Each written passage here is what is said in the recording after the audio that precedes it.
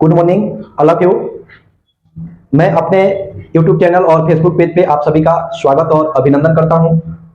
और मैं आज आप लोगों के लिए क्लास 12th के जो मैथ है ना, उस मैथ के जो 4 चैप्टर है, सारणिक वाला चैप्टर, उस चैप्टर के एक एक्सरसाइज होता है 4.3। तो 4.3 एक्सरसाइज में आप लोगों से पूछा जाएगा त्रिभुज के क्षेत्रफल निकालने के लिए। तो मैं आप लोगों के लिए त्रिभुज के क्षेत्रफल निकालने के लिए आज बता देता हूं इस वीडियो के माध्यम से, और आप लोग इस वीडियो के माध्यम से सीख लीजिएगा कि त्रिभुज का क्षेत्रफल किस प्रकार से निकाला जाता है, और आज के बाद त्रिभुज का क्षेत्रफल निकालना भी आप जान जाइएगा। तो बिना देरी किए हुए मैं आप लोगों को आज बताने जा रहा हूं त्रिभुज का क्षेत्रफल निकालने के लिए, क्योंकि अक्सर परीक्षा में त्रिभुज का क्षेत्रफल पूछा जाता है, इंपॉर्टेंट है त्रिभुज का क्षेत्रफल। इसलिए आज हमारे साथ आप लोग भी सीख लीजिए कि त्रिभुज का क्षेत्रफल कैसे निकाला जाएगा। तो आइए बिना देरी किए हुए हम निकालते हैं त्रिभुज का क्षेत्रफल। देखिए, जो 4.3 एक्सरसाइज है आपके किताब में, क्लास 12th वाले लोग के लिए विशेष रूप से ध्यान देना है कि जो आप लोगों के मैथ में 4.3 एक्सरसाइज है, उसमें 1 नंबर में 3 प्रश्न दिया हुआ है, और 1 नंबर में जो 3 प्रश्न दिया हुआ है और तीनों के त्रिभुज का क्षेत्रफल निकालना है। तीनों में से जब त्रिभुज का क्षेत्रफल निकालना है तो ये कोई जरूरी नहीं है कि हम आप लोगों को तीनों क्वेश्चन बताएं। तो मैं समझता हूं कि इसमें से कोई एक प्रश्न हम आप लोगों को समझा दें, और उस एक प्रश्न को आप लोग समझ जाएंगे तो मुझे भरोसा है कि बाकी जो 2 प्रश्न है आप अपने से बना सकते हैं। तो आइए हम तीनों में से कोई एक प्रश्न देखते हैं। तो मुझे लगता है कि तीनों जो प्रश्न है, उन तीनों प्रश्न में जो तीसरा प्रश्न है उसमें थोड़ा ज्यादा करके माइनस और प्लस का जिक्र किया गया है। तो मुझे लगता है कि मैं आप लोगों को क्वेश्चन नंबर 3 ही बता दूं, क्योंकि क्वेश्चन नंबर 1 और 2 में माइनस और प्लस के लिए ज्यादा मशक्कत आप लोगों को नहीं करनी पड़ेगी। तो आइए हम 3 नंबर प्रश्न बताते हैं और 3 नंबर से त्रिभुज का क्षेत्रफल निकालते हैं, और बाकी जो बचा है 1 और 2 आप लोग अपने से हूबहू उसी के आधार पे 1 और 2 प्रश्न को हल कर लीजिएगा, ताकि आने वाली परीक्षा में आपका त्रिभुज के क्षेत्रफल से प्रश्न पूछा जाए तो कहीं कोई तकलीफ ना हो। आइए हम क्वेश्चन नंबर 3 को सरल करते हैं। देखिए, जो क्वेश्चन नंबर 3 है आपका, क्वेश्चन नंबर आपका 3 है, उसमें लिखा गया है -2, फिर -3, फिर लिखा गया है 3, और फिर लिखा गया है -2, और फिर -1, और फिर -8 लिखा गया है। ठीक है, अब आप लोग भी समझते हैं कि जब 3 गो बिंदु दिया रहता है, तो 3 गो बिंदु दिया रहता है तो उसे हम लोग त्रिभुज का क्षेत्रफल आसानी से निकाल लेते हैं। तो पहला को आप लोगों ने समझते हैं, या आप लोगों ने इसके पहले भी समझा है कि जब 3 गो दिया रहता है 3 बिंदु, तो 3 बिंदु से पहला को A, दूसरा को B और तीसरा को C मान लिया जाता है। तो आइए हम इसको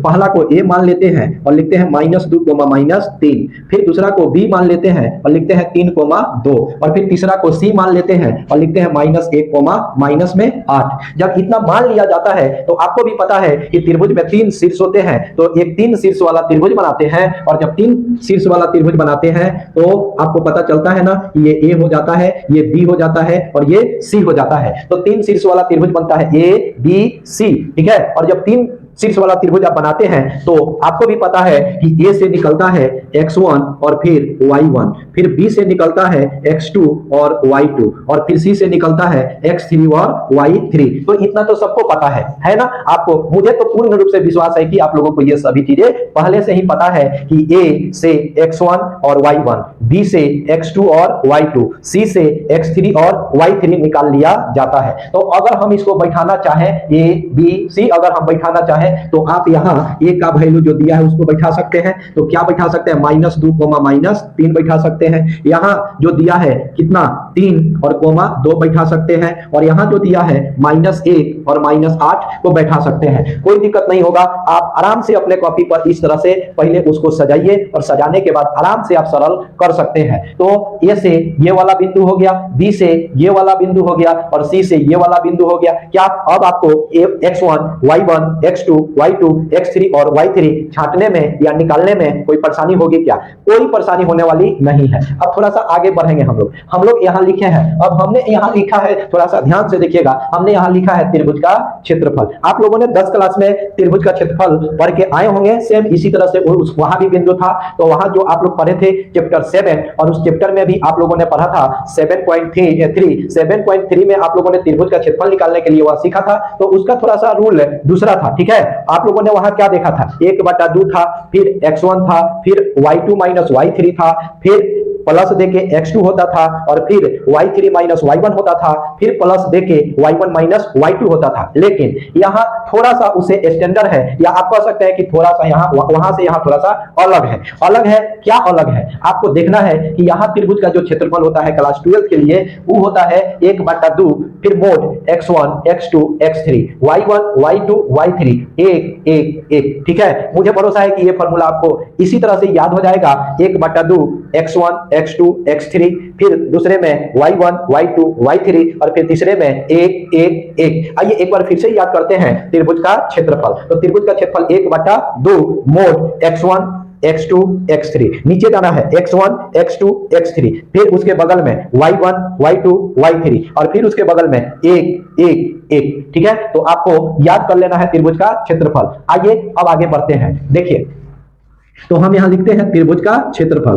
त्रिभुज का क्षेत्रफल तो क्या दिया है? त्रिभुज का क्षेत्रफल, त्रिभुज का क्षेत्रफल दिया है 1/2 मोड फिर x1 और इसके बाद हम यहां डायरेक्ट बैठा देते हैं। ठीक है, हम कोशिश करते हैं कि डायरेक्ट मान ही बैठा दें। ठीक है, तो x1 1/2 और फिर यहां देखिए x1, तो x1 का मान आपको दिख रहा होगा माइनस में 2, तो लिख दीजिए माइनस में 2। इसके बाद फिर x2, तो आपको दिख रहा होगा x2 कितना 3, तो लिख दीजिए 3 और फिर दिख रहा होगा x3, तो यहां देखिए x3 क्या है? x3 में माइनस में 1 है। ठीक है, नहीं गलत, थोड़ा सा देखिए यहाँ गलत हो गया है, ऊपर नीचे आना है x1, तो x1 माइनस में 2 है और x2 उसके नीचे है, तो x2 यहाँ 3 है, तो यहाँ लिखना है आपको 3। ठीक है, और फिर x3, तो x3 का मान है -1, तो यहाँ लिखना है आपको माइनस में 1। ठीक है, यहाँ ऐसे आना है x1 x2 x3। फिर आते हैं y1, तो y1 आपको दिख रहा होगा माइनस में 3, तो यहाँ लिखते हैं माइनस में 3 और फिर उसके नीचे आते हैं तो y2, तो y2 यहाँ दिख रहा होगा आपको 2, तो यहाँ लिखते हैं 2। इसके बाद आपको दिख रहा होगा y3, तो y3 यहाँ दिख रहा होगा माइनस में 8, तो लिख देते हैं माइनस में 8। इसके बाद क्या दिख रहा है? 1 1 1, तो लिख देते हैं 1 1 1। ठीक है,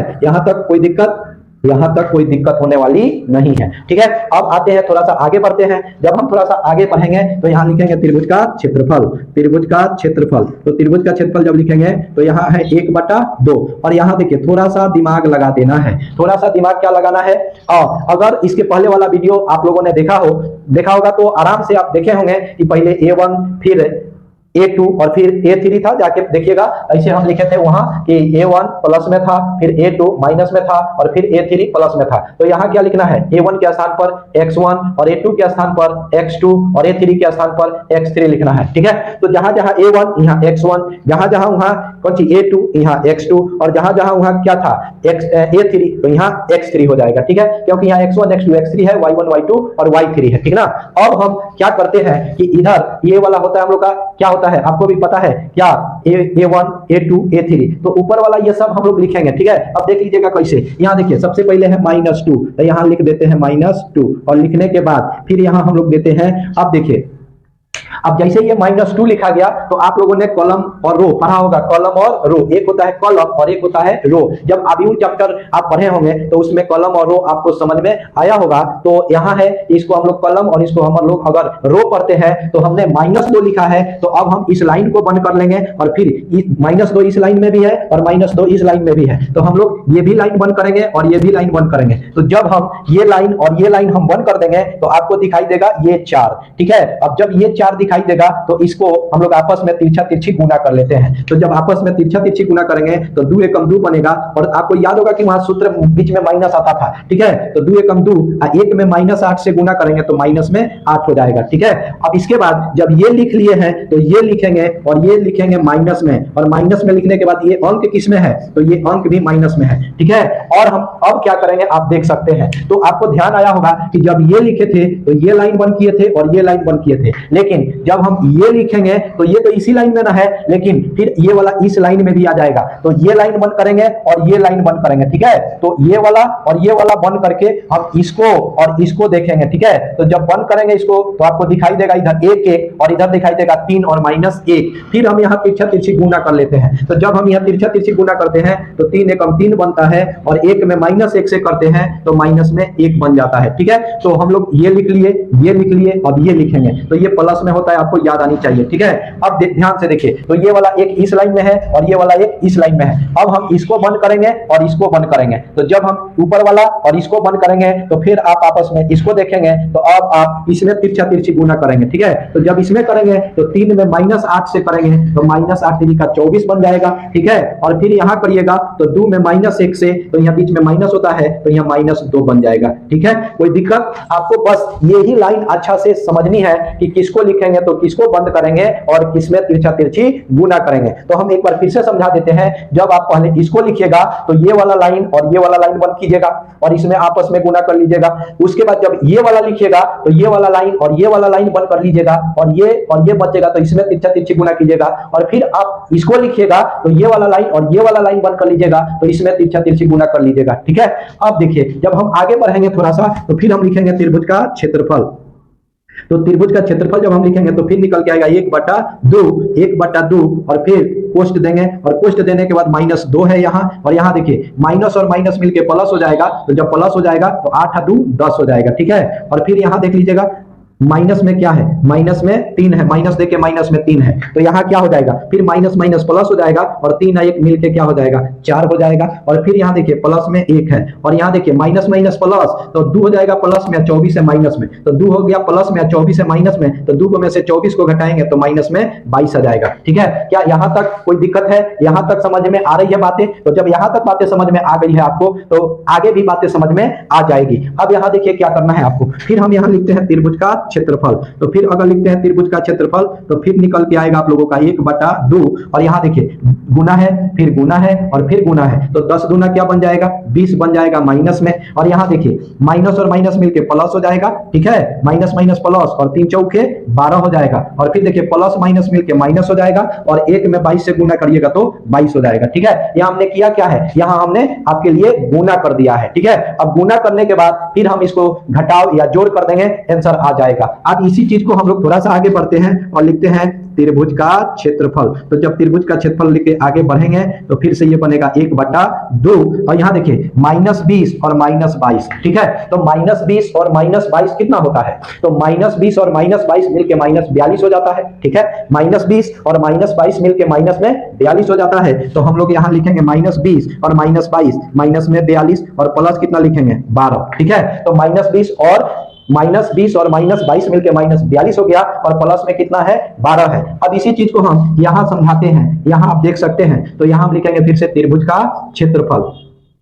त्रिभुज का क्षेत्रफल, तो फिर से त्रिभुज का क्षेत्रफल तो 1/2 है और यहाँ थोड़ा सा आप देख सकते हैं, अब 12 आ गया प्लस में और 42 आ गया माइनस में, तो अगर आप 12 में से 42 को घटाने जाइएगा तो 12 में से 42 घटाने जाइएगा तो माइनस में 30 बच जाएगा। कितना, माइनस में क्या बच जाएगा 30 बच जाएगा। ठीक है, अब फिर से अगर आप लिखते हैं त्रिभुज का क्षेत्रफल, त्रिभुज का क्षेत्रफल, तो ये देखिए यहाँ गुना हो गया ना, तो 1/2 और गुणे क्या लिखते हैं माइनस में 30, और इसको -30 को अगर 2 से डिवाइड करते हैं तो कितना आ जाता है 15 से ऊपर जाएगा तो आपका नीचे बचता है त्रिभुज का क्षेत्रफल। तो त्रिभुज का क्षेत्रफल आपका बचता है देखिए 1 और गुना में -15, तो जब 1 में -15 से गुना कीजिएगा तो माइनस में क्या आता है 15। लेकिन क्या आपको पता है, जो आप 10 क्लास में पढ़ के आए हो तो आपको पता होगा कि त्रिभुज का क्षेत्रफल जो माइनस में आता है उसको किस में लिखा जाता था, प्लस में। तो यहाँ भी त्रिभुज का क्षेत्रफल किस में आया है, माइनस में, तो किस में लिख देंगे, प्लस में। अगर त्रिभुज का क्षेत्रफल माइनस में आता है तो उसको आप कन्वर्ट करके प्लस में लिख सकते हैं। आप प्लस में आता है तो प्लस में ही लिखते हैं, लेकिन अगर माइनस में आता है तो उसको किस में लिखना पड़ता है, प्लस में। तो यहाँ देखिए अगर माइनस में आया है तो आपको लिख देना होगा कि अतः त्रिभुज का क्षेत्रफल, अतः त्रिभुज का क्षेत्रफल, त्रिभुज का क्षेत्रफल माइनस में 15 है तो 15 प्लस में लिख के वर्ग मात्रक। ठीक है, वर्ग मात्रक, और यही हो जाएगा आपका आंसर। तो इसका आंसर कितना निकल के आया 15 वर्ग मात्रक। तो आप लोगों को मुझे लगता है कि इस वीडियो के माध्यम से त्रिभुज के क्षेत्रफल निकालना अब आपके लिए आसान हो गया। तो आप एक काम कीजिएगा कि ये 3 नंबर क्वेश्चन को एक बार फिर से अपने कॉपी पर बनाइएगा, और बनाने के बाद जो 2 क्वेश्चन बच गया है, क्वेश्चन नंबर 1 और क्वेश्चन नंबर 2, वो अपने से रिवीजन कीजिएगा और रिवीजन करके कमेंट कीजिएगा कि आपका आंसर आया या नहीं आया। अगर नहीं बने तो कमेंट कीजिएगा, फिर से हम आपको बनाएंगे और बना के समझाएंगे। तो आपको ये वीडियो कैसा लगा आप लोग कमेंट कीजिए, और अच्छा लगा हो वीडियो तो अपने दोस्तों के पास शेयर कीजिए, लाइक कीजिए। और मेरा यूट्यूब चैनल विद्या क्लासेस बाय संतोष सर और फेसबुक पेज संतोष कुमार पे जाइए और फेसबुक को फॉलो कीजिए और यूट्यूब को सब्सक्राइब कीजिए, और इस प्रकार के अनेकों वीडियो आप मेरे द्वारा बनाया गया देखिए, और देखने के बाद रिवीजन कीजिए और उसे लाभ उठाइए। नेक्स्ट वीडियो के लिए इंतजार करते रहिए, तब तक के लिए आप लोगों को धन्यवाद।